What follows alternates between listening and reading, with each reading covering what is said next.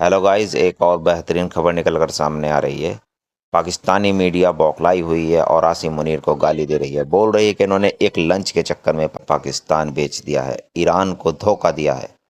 आइए देखते हैं इस वीडियो। फ्री लंच नहीं देता। ट्रंप ने प्रोटोकॉल के अगेंस्ट जाके अगर आसिम मुनीर से मुलाकात की है तो कुछ बहुत बड़ा मांगा। आजकल वो आई लव पाकिस्तान कह रहे हैं, इसमें कोई शक नहीं कि आने वाले दिनों में वो आई लव आसिम मुनीर कहें, या अगर ये उनको बता दें कि हम एक से ज्यादा अड्डे देंगे तो वो हो सकता है ये भी कह दें कि मेरी जिंद मेरी जान आसिम मुनीर। तो अगर पाकिस्तान में अमेरिका की बेसिस बनती हैं तो ईरान सारे शॉर्ट रेंज मिसाइल पाकिस्तानी के ऊपर दाग देगा और इस लड़ाई में पाकिस्तान भी इन्वॉल्व हो जाएगा। और जिस दिन अमेरिका का काम हो गया, जैसे अमेरिका ने एक यूज्ड टिश्यू की तरह 2 बार पाकिस्तान को पहले फेंक दिया था। मोदी ने बड़ी बातें सुनाई हैं कल डोनाल्ड ट्रंप को, और मोदी ने ऑफिशियली रिलीज की है बात कि डोनाल्ड ट्रंप, तुम्हें पता होना चाहिए कि कोई मुदाखलत अमेरिका की नहीं थी। सर, हमने अमेरिका के खिलाफ बात क्यों नहीं की? इसलिए कि इसराइल और अमेरिका तो एक ही है। इसराइल और अमेरिका मिलके ईरान के ऊपर अटैक कर रहे हैं और अमेरिका जो है वो इसराइल को ना सिर्फ फंड कर रहा है। तो हम आज तो हमारे फील्ड मार्शल साहब को कहना चाहिए था, मैं तो तुम्हारी यहाँ रोटी खाऊंगा ही नहीं। अगर यहां पे लड़ाई होती है, अगर ईरान में लड़ाई होती है, ईरान की पीठ में खंजर डालने वाला है पाकिस्तान।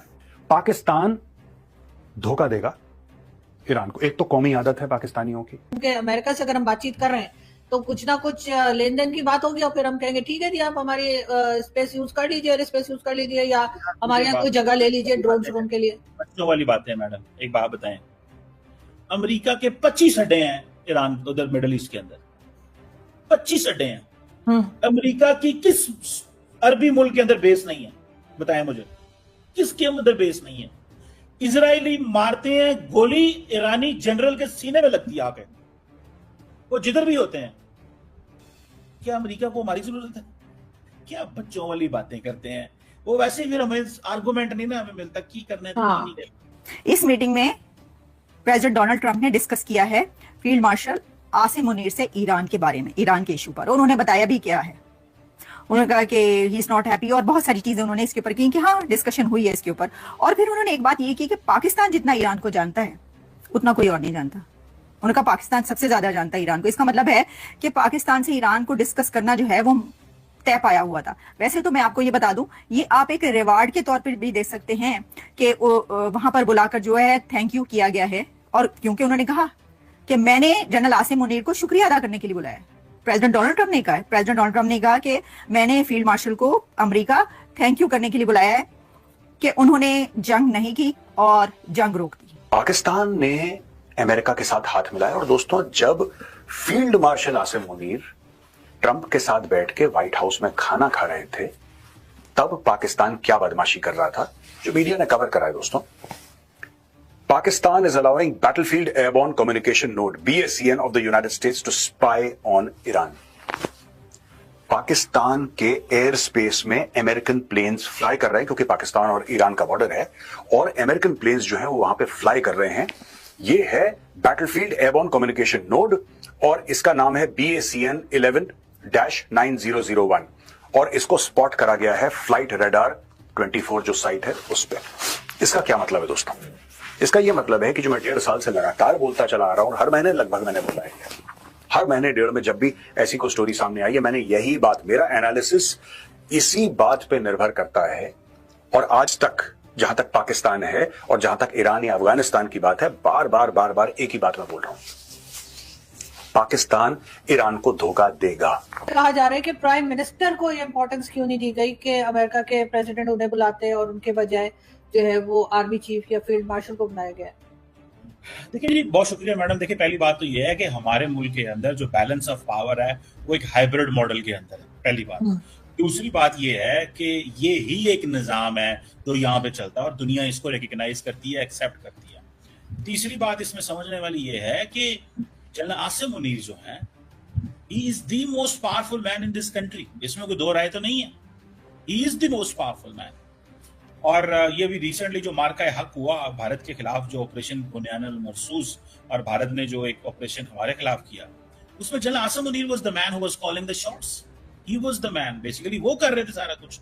और आज ट्रंप साहब ने कहा भी है कि पाकिस्तान की तरफ से जनरल आसिम जो था वो he is a strong man माजी में भी कई दफा वो स्टेटमेंटें दे चुके हैं कि जनाब पाकिस्तान के अंदर बड़े मजबूत स्ट्रांग लीडर हैं। मैं जब कहता हूं तो कई लोगों को बुरा लगता है, ठीक है, तो वो जनरल आसिम के रेफरेंस दे रहे होते हैं मेरी असेसमेंट के मुताबिक।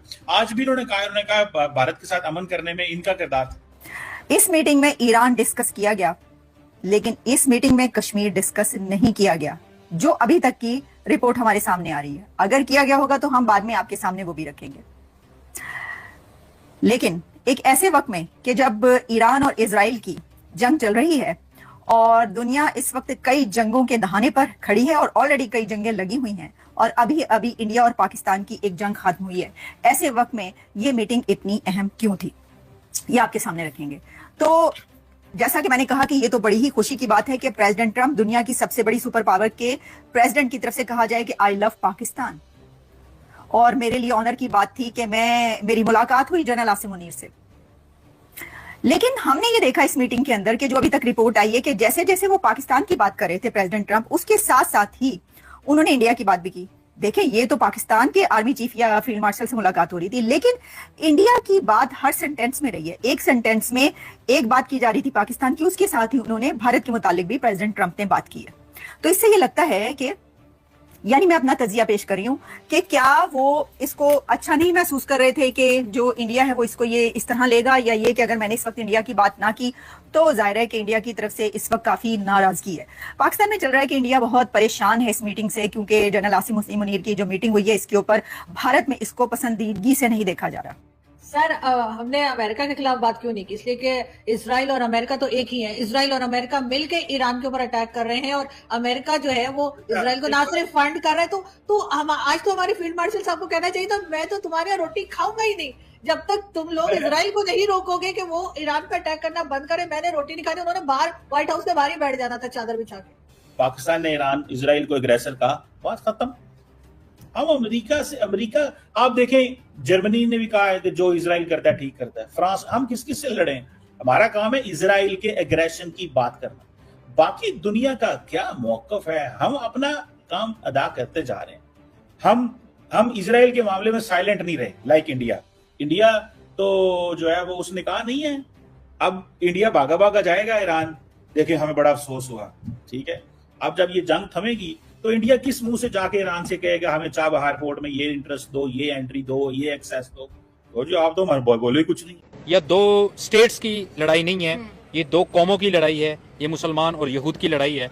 और मुसलमान के पास तारीख में कुछ भी नहीं रहा है, लेकिन कामयाबी इनको जरूर मिलती रही है। वो इनके पास जज्बा होता है, वो अपने जज्बा ईमानी के ऊपर जो है ना अपनी कौम का मोराल बुलंद करने के लिए करते रहे, और इसका बेनिफिट मिला है। आप देख लें उठा के, आप हिस्ट्री मेरे से ज्यादा जानती होंगी, आप देखें हिस्ट्री के अंदर जब भी किसी कौम के लीडर ने आगे बढ़ के कहा है ना अपनी कौम का मोराल बुलंद करने के लिए, जैसे कि ईरान वाले कह रहे हैं क्यों करें सरेंडर, हम तो पैदा ही इस काम के लिए हुए हैं, हम तो हैं ही हक के लिए। और आप देखें भी ये हक की और बातिल की लड़ाई है कि ये तो नहीं हो सकता कि ईरान खुद एक एटॉमिक पावर है, वो कह रहा है कि आप ना रखो। ये कैसे हो सकता है कि आप खुद अपने घर के अंदर वो तमाम सहूलतें रखें और अपने हमसाये से कहेंगे नहीं जी आपने एटमी पावर नहीं बनना, आपने ये वाली सहूलत नहीं रखनी है।